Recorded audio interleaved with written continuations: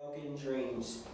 It's in Hebrews 12. If you guys have your phone, you guys can pull your phone out. If you guys have a phone and you guys want to take notes, or you guys need your phone just to look at the Bible, there's a great Bible app if you guys want to download that. If you guys don't have a Bible, but there's just something about the Word, right? There's something about the Word, and it's just this right here. But Hebrews 12, 1 through 3, it says, therefore, say therefore.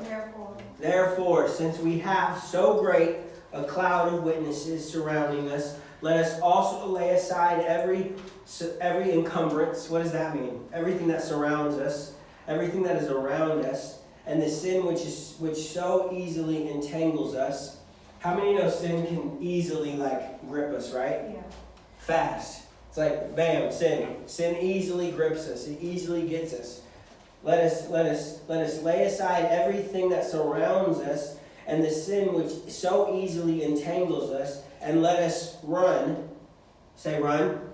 Run with endurance the race that is set before us, fixing our eyes on Jesus, the author and perfecter of our faith. How many know Jesus is the author and the perfecter of your faith?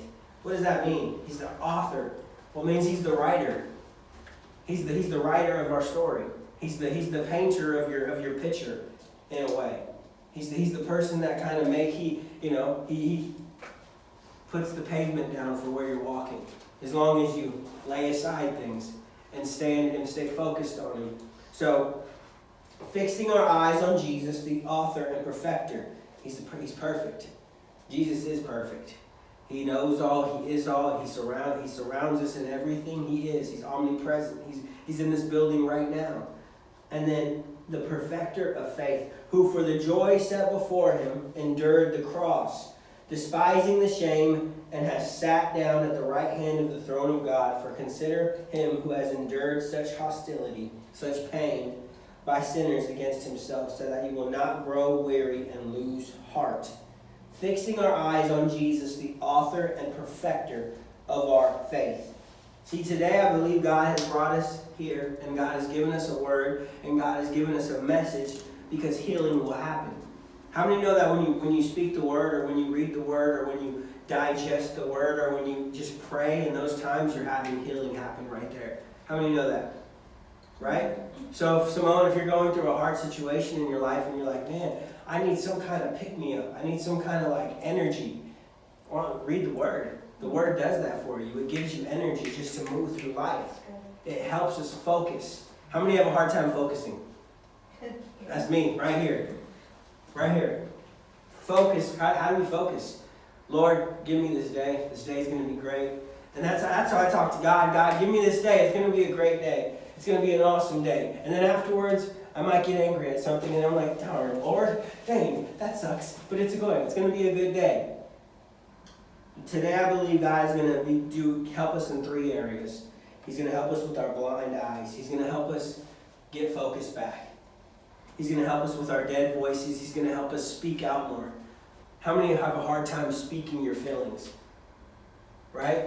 Sometimes in life, we go through situations where we become it's a dead voice. We don't want to speak out because we feel like maybe we want to be out there, and we want to be outspoken, and we want to speak our mind, but we're timid.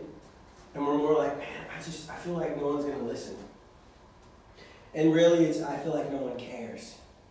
If we're honest, open, and transparent, that's true, right? Mm-hmm. Sometimes in life we walk and we just feel like people just don't care.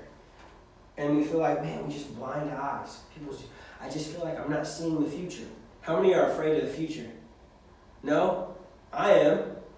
I'm 31. I'm still afraid of future things. There's times where I'm like, I don't know what it's going to look like. Moving our family all the way out here for you guys, it was like, man, what if they don't like me?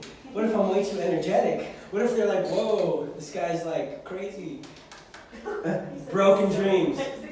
Broken dreams. How many have things that we want to do and we feel like we're never going to accomplish? It's broken. Man, I want to learn an instrument. I want to be good at basketball. I want to learn how to preach. I want to be a teacher. I want to be a doctor. All these things, and you're like, man, but I just don't feel like I'm going to be able to do that. It's broken. Our brokenness, our hurting. So often we see dreams broken, hope shattered, and depression, anxiety, and heartbreak control and ruin our daily lives. How many have things in your life where you just, man, I have hope and I dreamed for it. Man, I thought that was going to happen. I thought my parents would stay together. And this is real. I thought my friends would never leave. I thought I would never have to leave that school. I thought I would be able to accomplish these things by this time. You guys are teenagers. You guys are in that teenage where it's like, I'm dreaming. And man, I remember when I was playing basketball, and I always had a dream to play basketball. So I'm gonna play basketball. And it was probably middle of my freshman year. And I was doing basketball, trying out, but I ended up messing up. I ended up getting in a lot of trouble. And I'm getting kicked out of school I guess I have to be honest and open and transparent. I ended up getting kicked out of school because I got caught selling drugs. And I got in a lot of trouble, kicked out, expelled for 4 years. Dreams over, basketball dreams gone. And I'm like, what am I going to do? And I remember in that moment, I had blind eyes, had no hope. My voice became dead. If you would ask my wife when she first met me, I was not like this. Very quiet. Probably way too quiet. And my dreams were broken. Anxiety. How many have problems with that sometimes? I'm anxious. I'm nervous. Do we all, we all know we're speaking, I know I'm speaking to people right now. We're speaking to the hearts. Anxiety, depression. How many know that in today's day and age, in your guys' culture, depression, suicide, and anxiety are the things that control us? Why? Because it's in our mind. The first thing the enemy wants to do is control our mind and get after our thoughts. That's why the Word of God says, take captive every thought. Everything that comes into your brain, take captive and say, is that God or is it not? That's right. And it ruins our daily lives. We can wake up in the morning, Evan, right? And we can be like, today's going to be a great day. It's going to be an awesome day. And then a parent might say something. Someone might not show up at the right time, or that someone might hurt our feelings. And then you're like, my day is ruined. Why? Because we have blind eyes. We have broken dreams, and our voices become low. And we become insecure. Fixing. What does it mean to fix? Fixing. What does it mean, fixing? What is that definition? Looking to or solidify. It's the full focus. Nothing else matters. My every movement, my every step is focused on this one thing. And what should that be? Jesus. Looking in full focus. Nothing else matters but Jesus. The reason I breathe is because of Jesus. The reason I get to go to where I get to go is because of Jesus. The reason I have my friends in my life is because of Jesus. If you take captive those thoughts and say, Jesus is the reason I'm here, then your walk will become a little bit more smoother. And there'll be tough times. There'll be rough times. It's going to happen. There's going to be times where your heart gets broken, your dreams are shattered, your hope is lost, and you're like, what do I even do? And you have to say, I have to focus on Jesus, because at the end of the day, I'm going to get through it. Fixing. See, if we're honest and transparent, that's not always the case though, right? Is it? A lot of the times sometimes we just are like, man, I don't even want to think about Jesus. I don't even want to think about things. I just want to be me, myself, and me control it. Right? We have times where our anxiety and our anxiousness, it controls everything. I'm insecure. Yeah. I'm gonna be insecure. I'm gonna sit in my insecurities. I'm gonna sit in my depression. I'm gonna sit in my anxieties. I'm gonna sit in my anger. Because we all have some type of anger. We all have something that controls us. We all have that one thing, as I say it, I'm sure you guys are thinking, man, he's so right. I have that one thing that controls my whole life. And a lot of times it's not Jesus. I remember when I was younger, probably in my 20s, it's funny I can say that now, but I was in my 20s and anger used to control me. And still sometimes also, anger. You get that red eyes and you get the red face and you're just like, oh, I'm so angry with life. Or you get the anxiousness. If I'm honest, I struggle with anxiousness a lot of times. Sometimes I'm just nervous. I'm nervous to do something. I'm nervous to talk to people, which is crazy because this is what I do, but I get nervous. I let those things control. We all have that one thing that dictates our life. and moves us. It's a fixation, an obsession, or an attachment.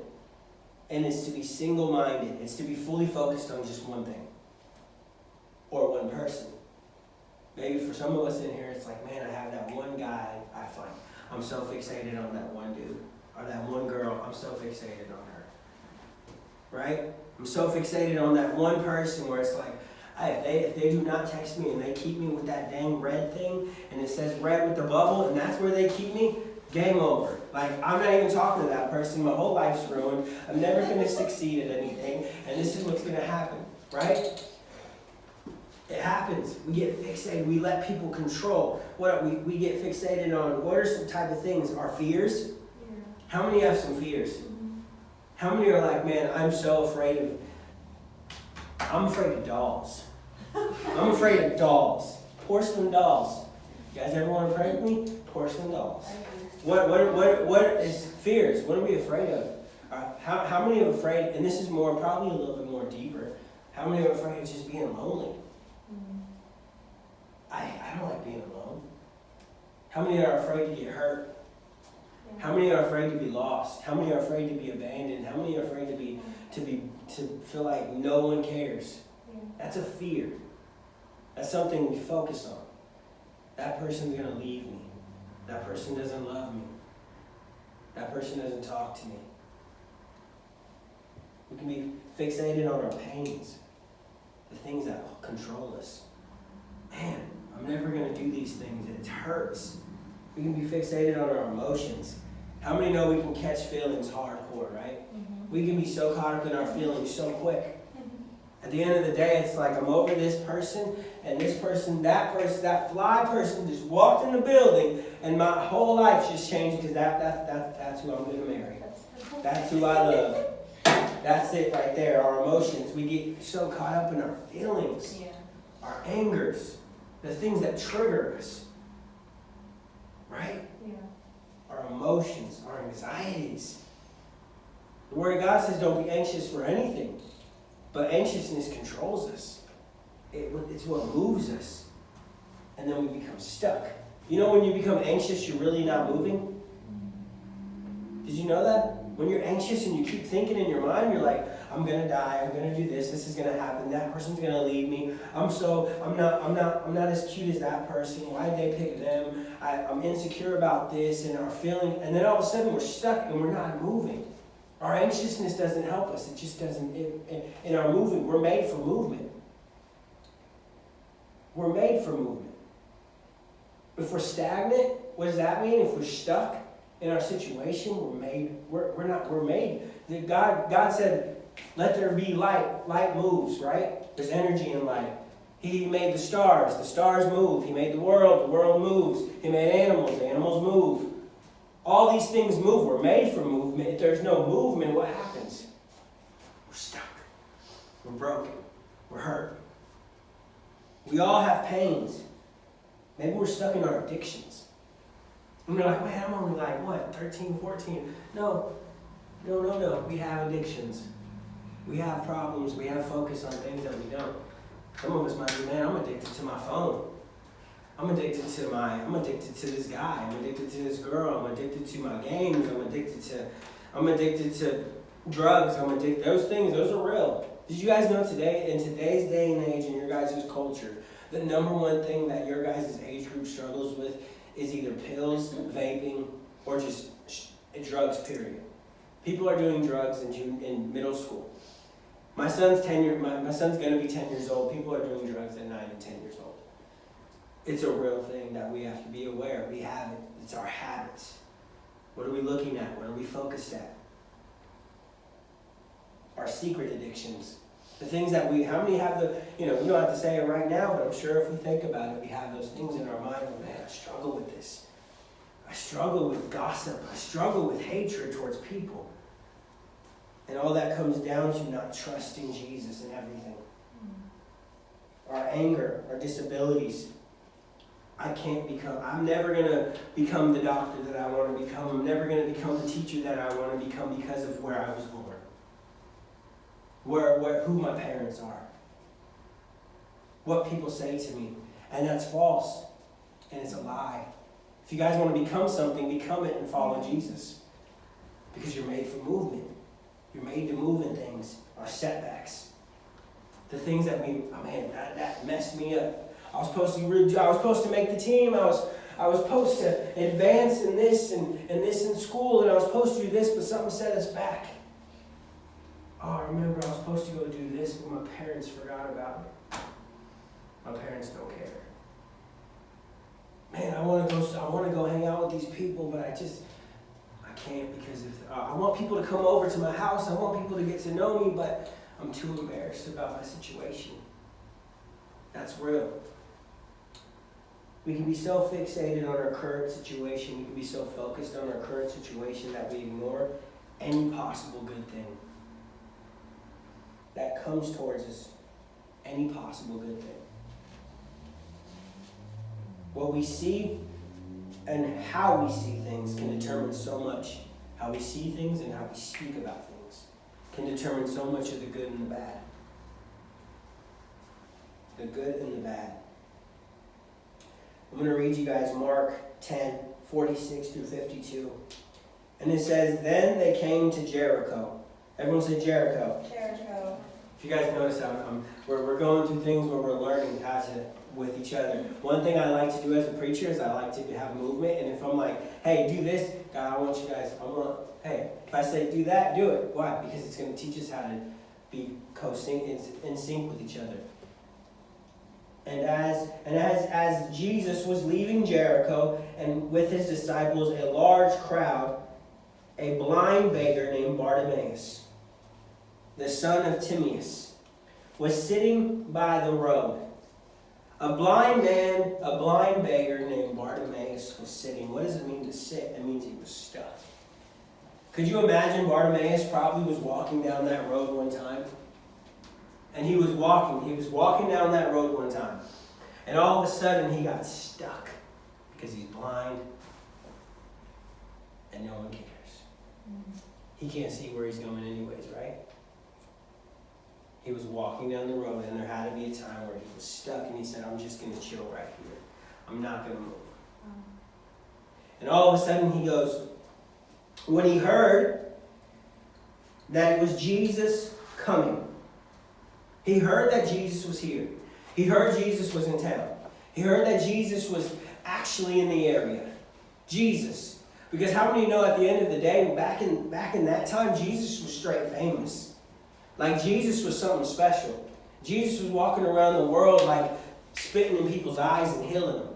Like Jesus was like sitting there touching people's legs and being like, he was famous. That's what he was. He was a bad dude back in the day. Not a lot of people liked him, but a lot of people loved him. Jesus. He heard it was Jesus. And he began to cry out and say, Jesus, the son of David. Jesus, have mercy on me. See, he was stuck in a situation. He heard Jesus was here. He heard the message of Jesus was being talked about. He heard Jesus was about to speak. And as Jesus was walking down, this man, Bartimaeus, said, Jesus, I know, he couldn't see, but he had words. He said, Jesus, I know you're here. Help me. And at that time, many were sternly telling him to be quiet. And how many know that in your life you're going to be in a situation where you want to be closer to Jesus, and probably the closest people to you might tell you not to do that. I have Jesus in my life. I just became saved. I want to go to church every single day I can. I want to invite all my friends. I want to get to know God. I want to follow the Word. And then all of a sudden, we have somebody in our life that says, that's bogus. Don't follow that. Maybe it's a parent. Maybe it's a friend. Who influences us in our lives? Our parents and our friends. Not us. If we're honest and open, sometimes not us. A lot of times not us. What trend to follow? Right? What Instagram to go make sure everything's happening. We follow these things. Social media, it tells us everything, right? Have you just seen that new video, guys? For real. Did you guys see that new video that was out today? Did you guys see the new Instagram video? Did you guys see it today? No? No, there wasn't any Instagram I video. don't have a phone. So I was just joking around, but do you see that? Yeah. You did. Yeah. You did put one out. Yeah. He did. I did. Just don't. But my I'm trying to God, follow that's those things. So he heard Jesus was coming and he said, Jesus, have mercy on me. Everyone telling him, shh. Jesus, have mercy on me. Everyone telling him, shh.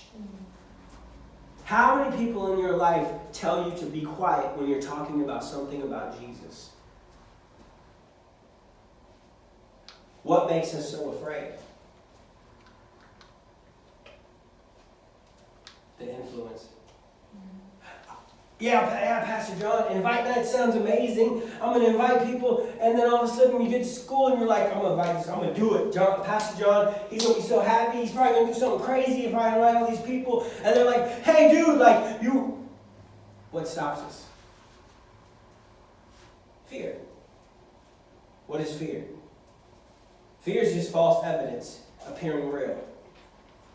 That's there. I know it's going to happen. It's insecurity. If I invite them out, if I talk to them about Jesus, if I share my feelings with my parents, if I share God with my friends or my parents, or if I say something, they're no.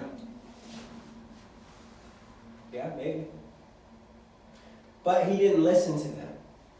And that's what we learned. He said, Son of David, have mercy on me. Everyone saying, shh. And then he said, nope, Jesus, please have mercy on me.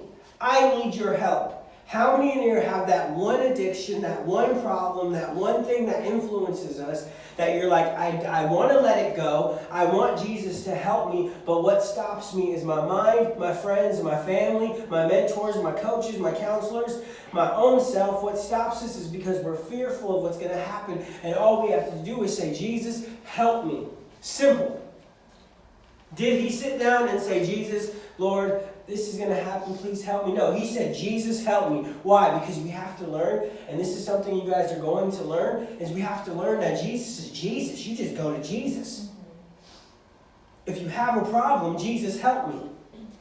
If you're sad about something, Jesus, help me. If I want to be more vocal about things, Jesus, help me. If I want to rep Jesus harder, Jesus, help me. If I want to get to know Jesus harder, Jesus, help me. If I want to read my word Jesus, help me. That's all he did. That's all he did, young people. Jesus, help me. Son of man, have mercy on me. Help me. Suddenly, Jesus stopped.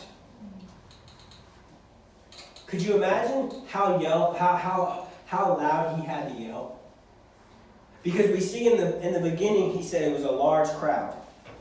And his disciples. That's a large crowd plus 12. How loud did he have to yell? Pretty darn loud. 2 times. Jesus, help me. He ain't hearing me. Jesus, help me. Why? Because we can get aggressive sometimes. And that's okay. We can be like, yo, Jesus, like, you're the Son of Man. You made the stars move. You made all these things happen. Jesus, I need you to come through and cut me a break right now. This got to happen. And God, now. Why? Because we earnestly, it says, seek ye first the kingdom of God. And all these things will be added to you. But how do you seek? You have to speak to seek, right? To seek something, you have to actually focus on that one thing. Lord, I really want to get good grades this year. I really want to see my mom or my dad come to church. I really want to see my friends come to church. How is that going to happen? You can't do nothing if you don't speak. Wouldn't it be crazy if you guys were like, man, I just want to see this place impacted. I want to see God move. I want to see all my friends here. I want to see them stop doing the things that they're doing. How does that happen? Speak. So Jesus said, he stopped and he said, call him here. So the disciple says, bro, come over here. Come here. Jesus said, go get him. Come over here. Okay, walk with me. And then all of a sudden, so they called him over, and right as that happened, as they said, come over here, he said, Call him. So they called the blind man, saying to him, take courage, stand up. He is calling for you. Take courage, stand up. God is calling you.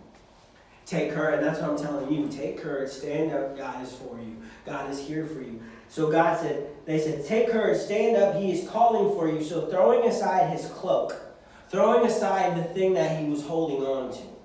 How many have something that you hold on to? We talked about all these things, these fears, these addictions, these thoughts, these insecurities. Do they hold you? Right? They hold us.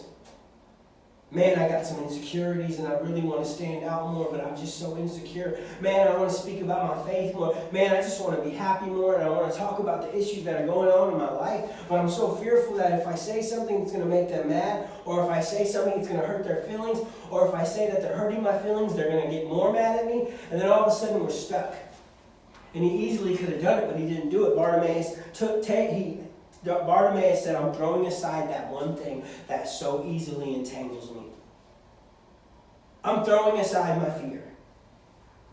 I'm going to actually stand up for the first time and speak and say, God, help me. What? You're going to help me? Okay, run. Bam. Take off the cloak. What is a cloak? Back in the day, what a cloak meant, and this might be a little deep, but I feel like you guys are smart enough. Back in the day, a cloak meant it was the weight. It was the thing that held him down. It could be a heavy coat. It could be something that he wore that said, this is who I am.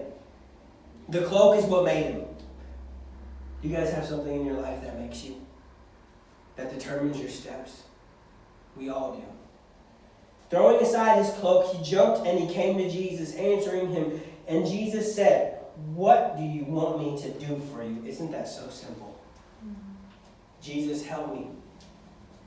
What do you want? Right? Jessica? Right? Jesus, he said, Jesus, help me. And Jesus looked at him and he said, okay, what do you want from me? Why? Because Jesus loves us. And he comes to us with compassion. And I'm sure Jesus was like, what do you want? Like, what's going on? And at that time, and all he said was, Jesus, I just want to regain my sight.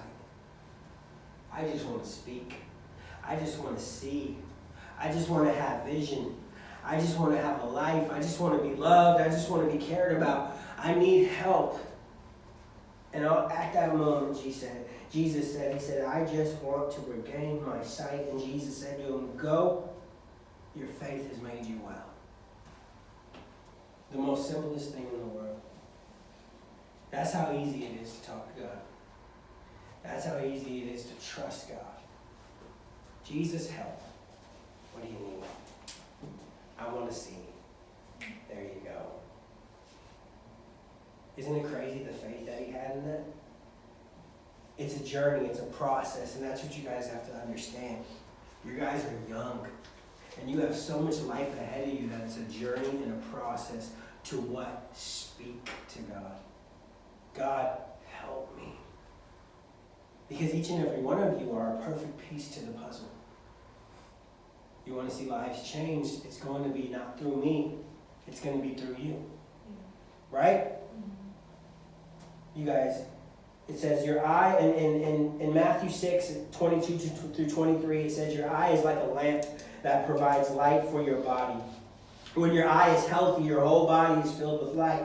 But when your eye is unhealthy, your whole body is filled with darkness. And if the light you think you have is actually darkness, how deep is that darkness? But what I want to focus on is when your eye is healthy, when you see things in a good way, in a good manner,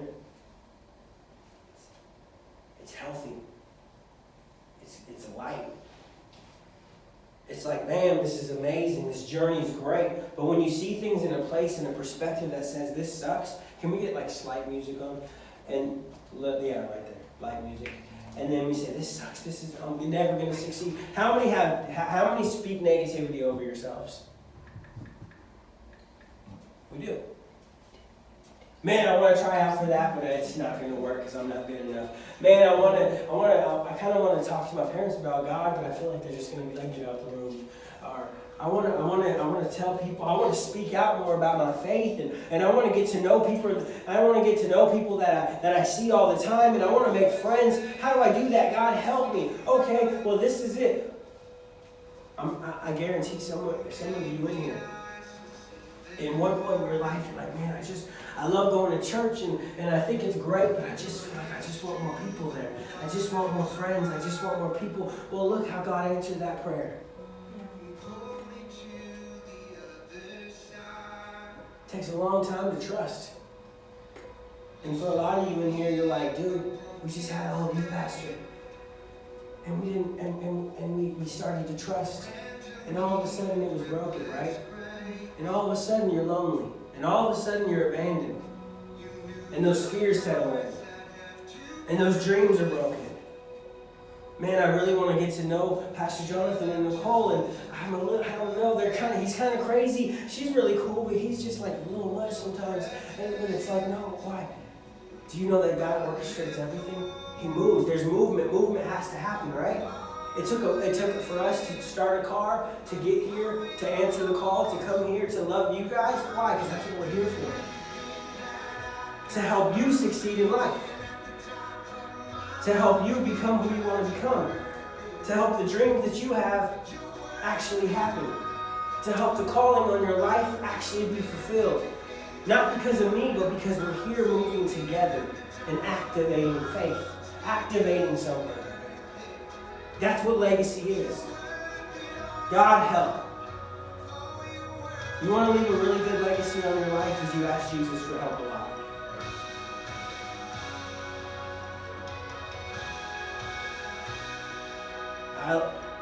A great quote says, according to the weight of the burden that grieves you is the cry to God that comes from you. How serious is the things in your life that you want to become? How serious do you take Jesus? Pretty serious. When we see our sins and our transgressions, never mind. I'm going to read this to you because I think it's great. It's, our wounds may not be our fault. How many in here have some hard things that we struggle with? Our wounds. The things are, man, I feel so insecure. I feel ugly. I'm not going to make it. I'm not going to succeed. Our wounds, my parents left me. My mom left me. My dad left me. They don't care. They don't care. I don't like my situation. I don't like where I live. I don't have a clue the doors you guys walk into. I don't even know how you got, I can't read your heart. But I can help. Because Jesus can help. So if we're honest and we're open, and we know that our wounds suck, straight up, right? Our hurts suck. Our insecurities are terrible. They're not our fault. How you were raised is not your fault. Where you live is not your fault. Who left you is not your fault. Who abandoned you, who doesn't love you, who said mean things, that's not your fault. But the healing is. How do you get healed? Lord help. Son of man, Jesus, the greatest dude in the world, can you please help me? What do you need? Our wounds and our hurts, they're not our fault, but healing is our responsibility. Can we remember that? My motivation for you guys is that at the end of the day, we love you guys. Like, we love you guys. So if you need help, if you need to talk to us, if you just need to hang out because you're like, I just want to go get a burger and chill because I don't have anybody like that in my life, well then, we're here. I just want to get to know God a little bit, but I just don't know where to start. We're here. What is legacy? Just to prepare, what is our legacy? Who are we? Jesus is our message. Jesus is your message. Love is our calling. Love is your calling. Revival is our mission. But how do you get to revival? How do you get to seeing your whole entire campus saved? How do you get to see your whole family saved? How many want family saved? How many want family at church and be crazy to look over to your right and your left and be like, oh my goodness, my mom and my dad are both saved and they're here? Whoa! How many would just be like, drop dead, drop dead, right? That happens when you say, Jesus is my message. I speak Jesus, I eat Jesus, I walk Jesus, I talk Jesus, that's all I do is Jesus. Every time I talk to my friend, hey, I'm totally cool kicking it with you. We can hang out right now. You can go ahead and do what you're doing. I just want to let you know though, I do follow this guy named Jesus, and if you ever want to come to church and hang out with me and hang out with Jesus because he's a really cool dude and you're going to have a really cool message and have fun and play games and go hang out with a bunch of students who are really cool and really nice. And why? Because this is family. It's a safe spot. It's a safe spot. That's why I'm so big. It's a hot zone. We're honest, we're open, and we're transparent. Jesus is our message. Love is our calling. And when we have those two things, salvation happens. Simple. The simplicity in that is simple. Jesus, love, revival. That's all we need. And we're going to have fun. We're going to talk. We're going to talk about things. But that's our core. So you guys know, we love you guys. We're here for you guys. We care about you guys. We focus. We pray. We do things because we want you. And we want the best for you guys.